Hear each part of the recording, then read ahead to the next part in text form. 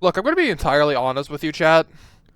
This intro was originally going to start with a bit of me doing a parody of the most wonderful time of the year.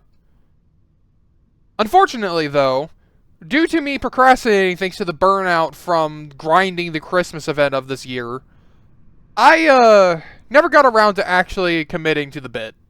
And I've been procrastinating so long that it is no longer even the Christmas season, so this video is more of a recap than an actual guidebook on everything. Sorry. Rudy is the common tune of the event. A reindeer based off Rudolph the Red-Nosed Reindeer. Oh, wait, wrong one. There we go. He thinks every day is Christmas, and no other tune can actually help him say otherwise. Gameplay-wise, Rudy is a generalist with one of the best abilities in the game. Actually, that's just a common theme with Christmas tunes. A short dash with a 23-second cooldown, which is the lowest cooldown in the game. You can make it go down to 7 seconds with both cooldown cards and ghost snakes as well. Anyway, I'm gonna reiterate that Rudy is a common and move on. Ginger. Ginger is the uncommon tune of the event. Cosmo's cousin, who is essentially the epitome of no thoughts, head empty. I mean, she has a third of her head bitten off. I can see why. Her baking ends up very bitter, likely a result of using too much icing, which she is very good at decorating with. Gameplay-wise, Ginger is another generalist. Go figure. With a different ability than last year. Last year, Ginger's ability was just Cosmo's ability, but better. It had a 100-second cooldown and had a range of a sniper rifle. However, Quell and many other community members wanted Ginger to not be a Cosmo copy, so she was reworked this year. Her ability now uses 100 tapes and requires you to hold it down for 3 seconds. In return, you get full HP heal. Really good for non-main team comps. Her Twisted's gimmick is being very slow but having the highest attention span in the game, which, again, gets invalidated by distracting. Ugh. Her trinket gives 30 stamina upon using any active ability. Tends to be best on those with very low active ability cooldowns, such as Rudy, for instance. Cole.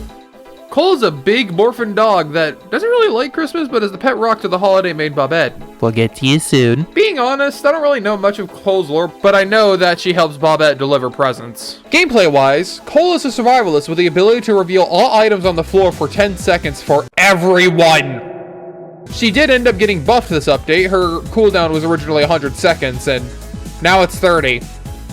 70 whole seconds chopped off of her ability, and now she's actually really good. Her Twisted. Oh boy, her Twisted. She's honestly not that bad. Sluggish speed, 5 seconds of attention span. But when the lights go out... That's right, her gimmick is gaining Twisted Pebble stats in a blackout. So... Flashback, you remember that one audio bug that caused Twisted Pebble's sounds to get removed temporarily? Really hope you remembered your training from that, because Cole got no sounds. Her trinket is literally brick but worse, lowering stealth and move speed by 10%. The move speed lowering was originally 20%, by the way. My scrunkly baby!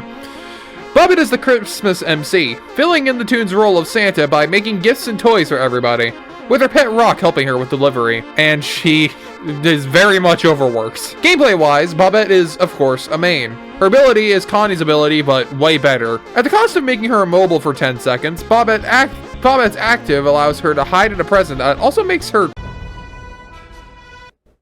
I never even watched that show. The box also is the only smoke bomb type ability to actually work on lethal Twisted, so do with that info as you will. Her passive is the original ring ability, like Russia. This ring, however, gives a stamina and speed boost that also lingers for 5 seconds after you leave the ring. People have already been using this to do something called solar system kiting, where Bobette does jack shit and Louie just kites around her. Gameplay. Bobette's Twisted is as fast as Pebble with a high attention span as well. Her gimmick is being able to hear almost every single pickup.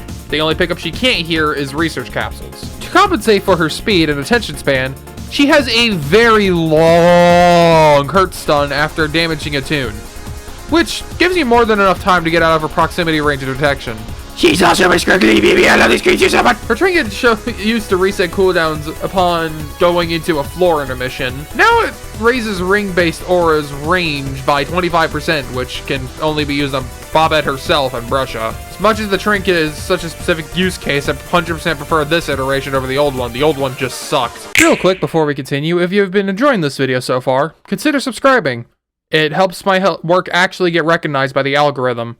Liking and commenting also helps with that as well, so do those too. Anyway, on top of Masteries, this year gave us gold quests. Separate quests from the Mastery quests that give you a gold skin for the character.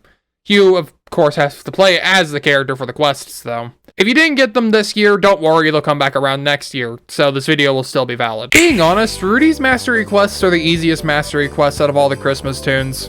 Go figure, he's the common. Literally just go into a run with ghost snakes and peppermint icing, and you'll be done with it pretty shortly. As for his quests with the gold skin, yeah, they're really easy as well, just very time consuming. Both, encountering your twisted variant and using the ability in chase, comes very naturally. The main problem child with his gold quests is the complete 15 holiday floors, due to the fact that if you want to get this done in one run, like a lot of people do, that requires you to reach floor 76. I don't think the average person could feasibly make floor 76, so it's best you just do it across multiple runs. Ginger's Mastery quests are also not that difficult, just requiring you to go into rounds with other players, which, with the average matchmaking lobby, ends up being pretty difficult, but it's not hard. Now for the extra gold skin quests. Oh god, these suck. Encountering Twisted Variant comes naturally, and this tends to be a common theme with every single Christmas tune. Now, for the second quest, you have to survive to floor 20. Difficult for the average person. For some reason, it has more complaints than the next quest that I utterly despise.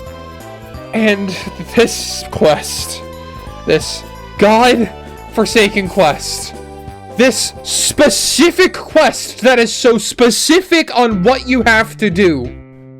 Heal non-mains on 1 HP 20 times. I hate this quest because it forces you to go into lobbies which commonly die within the first 5 floors and heal them. Yeah, sure, you could just grind the quest with another friend by dying over and over with Fancy Purse, but that's boring. Not to mention, by the way, if people are taking this game more seriously than the average person, they are not using non-mains. So, there's another gamble you have to add to the equation. And not to mention, the people who die within the first 5 floors, or people who die purposefully for the sake of research. I get that saying this point again is a bit redundant, but this point is like the main point that is the reason I hate this Apart from Survive X floors with X Toon appearing once again, Cole's Mastery is very easy. Using your active was a lot more difficult back then because of the 100-second cooldown stuff, but now that it's 30 seconds, it ends up not being that bad. Now, Cole's gold quests. Legit, watching paint dry is more entertaining than doing them. The second and third gold quests are fine, just annoying and time-consuming at worst. But the first quest, despite it being easy on paper, is the problem child. Now, it's odd that this quest ends up being the problem. However, the reason why it's a problem is very straightforward. So, with spawning, you have your rarities: common, uncommon, rares, and MCs. MCs gain increasing spawn chances every F5 interval, capping at F25 with a 20% chance to spawn. Now, note that I specifically said MC. Yep. It is thanks to this spawning flaw that rare Twisteds are more rare than main characters, just because they don't scale in spawn chance like mains do. It is thanks to this flaw that doing Cole's quests took me 5 to 6 days. My baby! Derphat! Like every other holiday main, her quests are easy but time-consuming.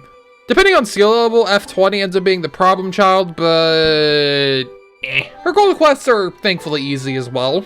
Of course, there's Encounter Twisted Variant 10 times, which is easy since you can just get to floor 20 over and over. There's Complete Floor 20 with Toy Kit, which, again, is only difficult if you have a skill issue.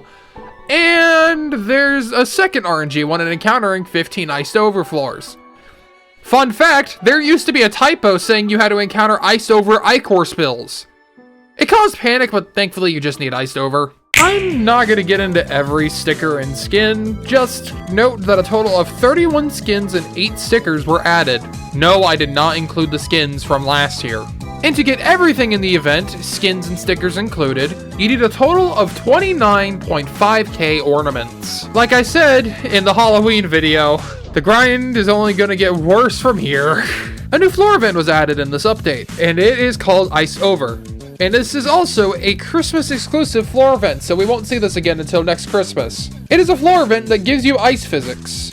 The Twisteds aren't affected by said ice physics for some reason. Something tells me that they decided to attach staplers to their hooves. Or feet.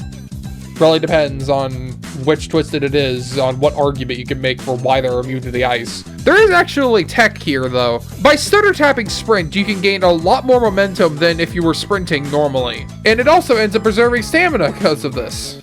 So, there you go. There's your tech. You used to also be able to build momentum on machines and just slingshot yourself across the map. However, due to this cheesing Twisted AI and also making routing insanely easy, it had to get patched, which is entirely understandable. While the old 2024 Christmas map still exists, there is now a new 2025 Christmas floor with a lore room and an ice rink at the center of our map. Though the ice rink at the center of the map is a little borked and consistently switches between having the old ice physics and the new ice physics. There's a lore room where all the Christmas tunes react to, of course, and a radio that plays the second ever official Dandy's World song on it. My personal opinion with The Perfect Christmas? Yeah, this is 100% a step up from Locked Away, because now both the visuals and the song are good instead of just the song. God, Locked Away's visuals were mid. Look, I'm not good at constructive criticism when it comes to music. Since it's a Christmas event, of course, you gotta have an advent calendar. So, every single day, you could log in and claim ornaments, with 2 days giving you stickers. If you claimed all of them, you got these 2 exclusive skins, Hot Cocoa Bombette and New Year's Ginger. I'm not sure if these will come back around next year, so, yeah, here's their showcase, I suppose.